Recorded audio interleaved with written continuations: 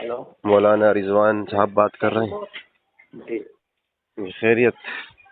الحمدللہ۔ آپ میرا نام محمد رضا ہے، کہاں سے بول رہے ہیں؟ دلی سے۔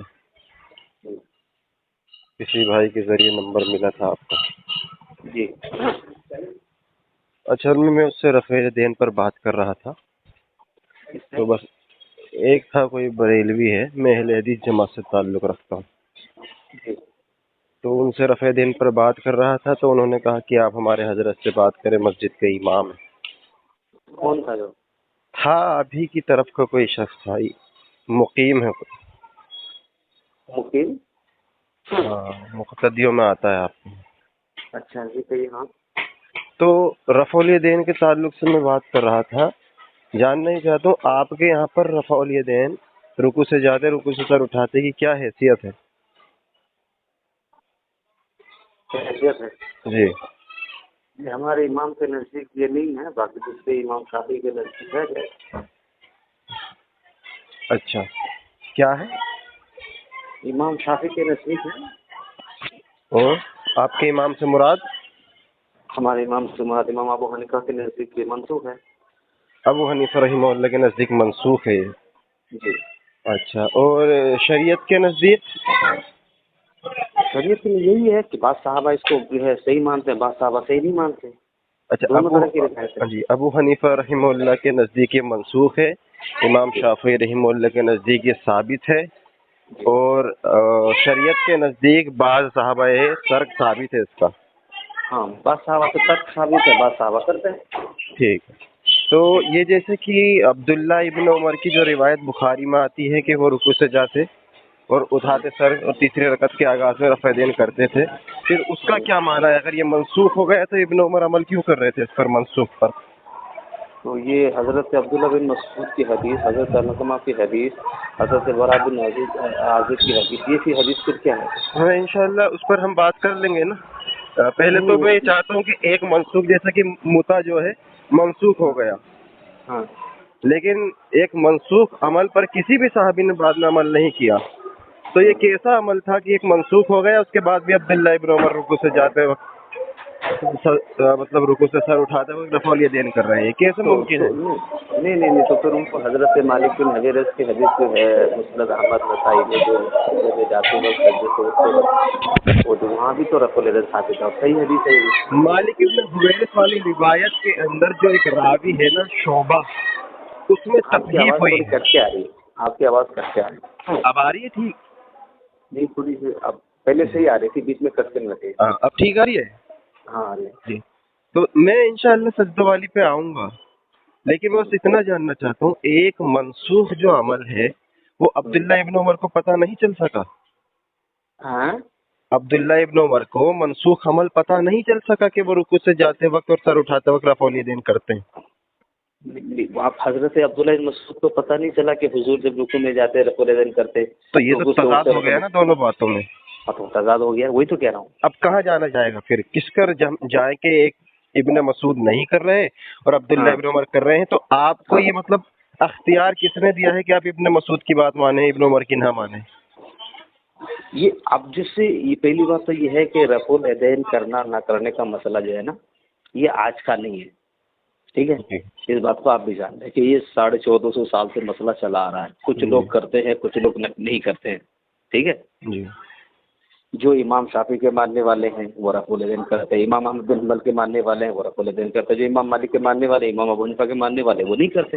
جی، نہیں کرنے کا سبب کیا ہے وہی تو میں آپ جاننا چاہتا ہوں۔ وہ یہ حدیث پیش کر حضرت عبداللہ بن مسعود کی، حضرت برا بن عازب کی، حضرت علقمہ کی۔ دیکھیں، برا بن عازب اور حضرت عبداللہ ابن مسعود رضی اللہ تعالی عنہما کی جو حدیث ہے نا، وہ ثابت ہی نہیں ہے محدثین کی نظر میں۔ اس کے اندر سفیان ثوری مدلس ہے، اور مدلس کی عنعنہ مقبول ہی نہیں ہوتی۔ اچھا، اسی کے تعلق سے امام ابن عبد البر رحمہ اللہ دونوں حدیث کو کہتے ہیں کہ ہذانی حدیثانی معلولان، دونوں حدیثیں معلول ہیں، برا بن عازب کی اور عبداللہ ابن مسعود کی۔ اس کا انکار عبداللہ بن مبارک نے بھی کیا ہے۔ حضرت امام ترمذی نے خود اس حدیث کو حسن کہا ہے۔ امام ترمذی متساہل ہے، متساہل کی حسن مقبول نہیں ہے، امام ذہبی نے سیر و اعلام النبلاء میں لکھ دیا۔ امام ذہبی، امام ابن حبان، امام حاکم کی متساہل کی منفرد کوئی تحسین قبول نہیں ہے۔ ملفوظات میں خود اعلیٰ حضرت نے لکھا ہے کہ امام ترمذی کی تحسین سے دھوکہ مت کھانا۔ ہاں تو وہ روایت تو ثابت نہیں، اور ثابت بھی ہو جائے تو اس میں یہ لفظ نہیں ہے رکوع سے جاتے رکوع سے سر اٹھاتے کی نفی نہیں ہے، بلکہ صرف اتنا ہے کہ اللہ کے رسول پہلی مرتبہ ہاتھ اٹھاتے۔ ہمارا مقصد جو ہے رکوع سے جاتے رکوع سے سر اٹھاتے وقت کا، تو ایسی کوئی دلیل آپ پیش کریں جس میں رکوع سجدے کا ذکر ہو، کس میں؟ جس میں یہ ذکر ہو کہ رکوع سے جاتے رکوع سے سر اٹھاتے نہ کرو، پہلی مرتبہ کرو، ہاں ایسی کوئی حدیث پیش کر دیں۔ تو آپ جو رکوع میں کرتے ہیں اور رکوع سے اٹھتے ٹائم کرتے ہیں، جی تو سجدے میں جاتے ٹائم، سجدے سے اٹھتے ٹائم، اس وقت بھی تو حدیث صحیح ہے، وہ پھر وہ کیوں نہیں کرتے؟ الحمدللہ اسی حدیث کے اندر عبداللہ ابن عمر کا یہ قول موجود ہے کہ لا یفعل ذالک فی السجود، رسول اللہ سجدوں میں رفع دین نہ کرتے، یعنی منسوخ ہو گیا تھا۔ ہاں تو ایک عمل جو پہلے تھا اللہ کے رسول سے انہوں نے منسوخ کر دیا، نبی کی طرف منسوخ کر کے لا یفعل ذالک فی السجود، کہ رسول اللہ سجدوں میں رفع دین نہیں کرتے تھے۔ ہاں تو بات واضح ہو گئی، عبداللہ بن عمر کی رکوع سے جاتے کا اقرار کر دیا اسی طریقے سے، جس طریقے سے آپ حضرت عبداللہ بن عمر سے وہ ثابت کرنے کے منسوخ کر دیا، اسی طریقے سے حضرت عبداللہ بن مسعود نے یہ کہہ کر کے ان کو منسوخ کر دیا کہ صرف پہلی مرتبہ رفع الیدین کرتے تھے، اس کے بعد نہیں کرتے تھے۔ الحمدللہ وہی تو میں چاہتا تھا مفتی صاحب کہ آپ یہاں پر آئیں، تو دیکھیں ہم نے لفظ کے ساتھ دکھایا ہے لا یفعل ذالک فی السجود، سجدوں میں نہیں کرتے تو منسوخ ہو گیا۔ آپ عبداللہ بن مسعود کی کسی بھی روایت میں دکھا دیں کہ رکوع سے جاتے رکوع سے سر اٹھاتے نہیں کرتے تھے، اس کو کہتے ہیں نام کے ساتھ۔ ایک مرتبہ نہیں، ایک پہلے کے ایک مرتبہ کرتے تھے۔ جی کیا پہلی مرتبہ؟ ہاں بالکل، پہلی بات تو میں نے یہ کہا ہے کہ روایت ثابت نہیں ہے، ایک بات پہلی بات تو روایت ثابت نہیں ہے، دوسری بات ایک مرتبہ رفع دین کرتے تھے، اس میں ایک الا فی اول مرہ، صرف ایک مرتبہ کرتے، ثم لا یعود کا لفظ نہیں ہے، ایک بات۔ اب میں یہ کہتا ہوں کہ ہم جب ہاتھوں کو اٹھاتے ہیں نا نیت باندھنے کے لیے مفتی صاحب، تو ایک ہی بار اٹھاتے ہیں، دو بار نہیں اٹھاتے۔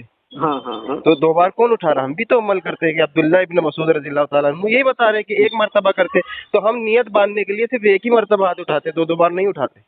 نہیں، وہ والی بات اس میں ہے ہی نہیں، اس میں اتنی وضاحت ہے کہ وہ کہتے ہیں کیا میں تمہیں رسول اللہ کا طریقہ نہ بتاؤں؟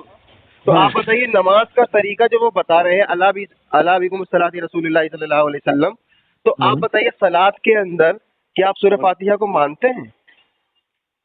کس قرات میں؟ ہاں اچھا، تشہد کو مانتے ہیں؟ ہاں، تو نہ تو اس میں تشہد کا ذکر ہے نہ سورہ فاتحہ کا ذکر ہے، تو وہ بھی منسوخ ہونی چاہیے۔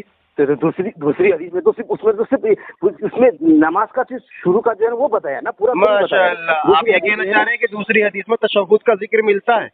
تو وہی تو مفتی صاحب ہم بتانا چاہ رہے ہیں، دوسری حدیث میں رکوع اور رکوع سے سر اٹھاتے کا ذکر ملتا ہے عبداللہ بن مسعود، یہی تو ہم بتا رہے ہیں کہ دوسری حدیث میں ملتا ہے۔ کیا حضرت عبداللہ بن مسعود سے دوسری حدیث سے کیا ملتا ہے؟ ہاں، دوسری حدیث میں عبداللہ بن عمر سے رکوع سے جاتے رکوع سے سر اٹھاتے کا ذکر ملتا ہے۔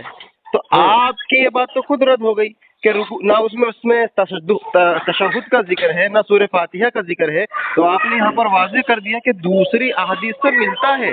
تو ہم بھی وہی کہہ رہے، دوسری حدیث سے رکوع سے جاتے رکوع سے سر اٹھاتے کا ذکر بھی ملتا ہے۔ کس سے؟ عبداللہ بن عمر کے عمل سے۔ ہاں، آپ کہیں کیا کریں؟ عبداللہ بن عمر کے عمل سے رکوع سے جاتے رکوع سے سر اٹھاتے کا ذکر ملتا ہے۔ نہیں، آپ کہنا کیا چاہ رہے ہیں؟ آپ کو فائنل پوائنٹ پاتا ہوں، خلاصہ کلام۔ آپ سے میں نے کہا کہ عبداللہ ابن مسعود نے نبی کی نماز کا طریقہ بتایا۔ جی ہاں، نماز کے اندر تشہد بھی آتا ہے، سورہ فاتحہ اور بہت ساری چیزیں آتی ہیں، لیکن اس میں ذکر نہیں ہے۔ اب میں نے پوچھا اس میں ذکر نہیں تو کیا یہی رسول اللہ کی نماز تھی؟ تو آپ نے کہا نہیں، اللہ کے رسول تشہد میں بیٹھا کرتے، تو میں نے کہا اس میں تو نہیں ہے، تو آپ نے کہا دوسری جگہ ملتا ہے، دوسری حدیثوں میں۔ میں نے بھی کہہ دیا اس میں رکوع سے جاتے رکوع سے سر اٹھاتے کا ذکر نہیں ہے، لیکن دوسری حدیثوں میں ملتا ہے۔ میرے کہنے کا مطلب دیکھیے، میری بات سنیے، فالتو مجھے فوکٹ کی بحث نہیں کرنی، جس نے بھی نمبر دیا آپ اس سے بات کرنا۔ دین کی بات ہے، فوکٹ کی تھوڑی آپ بھاگنا چاہ رہے ہیں، تو مجھے نہیں لگتا کہ آپ بات کر پائیں گے۔ نہیں، میری بات سنیے، ہم امام اعظم کو فالو کرتے ہیں और हम अल्लाह के रसूल को फॉलो करते हैं। नहीं, हम इमाम आजम को फॉलो तो करते हैं। इमाम आजम आपके हदीस के खिलाफ करते थे क्या? नहीं, इमाम आजम अबू हनीफा ने हदीस से इस्तेदलाल की है। आज कौन से आप एक दिखा दें कि अबू हनीफा रहीमहुल्लाह ने किस हदीस से इस्तेदलाल किया? दिखा दिया, मैंने आपको बता दिया। ये तमाम चीजों में सहाबी का अमल आपको पेश कर रहा हूँ और आप कह रहे हैं कि अबू हनीफा की तकलीफ कर रहे हैं। मैं क्या कह रहा हूँ कि इमाम आजम ने अब्दुल्लाह बिन मसूद की हदीस से लिया है। इमाम आजम ने अब्दुल्लाह बिन मसूद की हदीस को दलील बनाया। ये हदीस है। कहाँ लिखा है अबू हनीफा के ताल्लुक से? आप अपनी आप अबू हनीफा के मुकल्लिद थे तो कहाँ लिखा बताइए ना। और अब जो है हम इस बात को मानते हैं कि अबू हनीफा रहमतुल्लाह तआला अलैह का ये कौल लिखा था मौलाना, वही तो पूछ रहा हूँ कहाँ लिखा है कि उन्होंने इब्न मसूद की दलील बनाई? मेरी बात सुनो। इमाम आजम अबू हनीफा से हम ज्यादा नहीं जानने वाले, हम जो है शरीयत में उसकी दलील। अरे मैं वही तो कह रहा हूँ कि इमाम आजम ने कहाँ इब्न मसूद की दलील दी है, वो कौन सी किताब है? हम जो है इमाम आजम को फॉलो करते हैं। अरे आप इमाम आजम के जमाने में थोड़ी थे, आपको पता कैसे चली ये बात इमाम आजम ने कही है? मेरी बात सुनो, मुझे तो यार मैं कह रहा हूँ कैसे पता चली आपको इमाम आजम की बात? ये मेरी बात एक बात सुन लो, मुझे बहस करनी नहीं है बहुत। ये बात देखिए मुफ्ती साहब, मैं आपसे कोई बहस नहीं कर रहा, एक सुन्नत अमल को आप कह रहे हैं कि इमाम आजम की बात हम मानेंगे। आपके अंदर इतनी सलाहियत कहाँ है कि आप अल्लाह के रसूल को समझें? वो तो अहले हदीस ही है जो रसूलुल्लाह की सुन्नतों में अमल करते हैं। इमाम आजम का भी यही अमल था। वो इमाम आजम खुद कहते हैं कि आप देखें, बात को सुने, आप बात को सुने, मौलाना साहब बात को सुने। अबू हनीफा रहीमहुल्लाह जो है वो खुद ये कहते हैं कि सही हदीस ही मेरा मज़हब है। तो अबू हनीफा रहीमहुल्लाह का सही हदीस पर अमल था। तमाम लोग सुन ले, मौलाना सुनने नहीं घबरा रहे। आने के बाद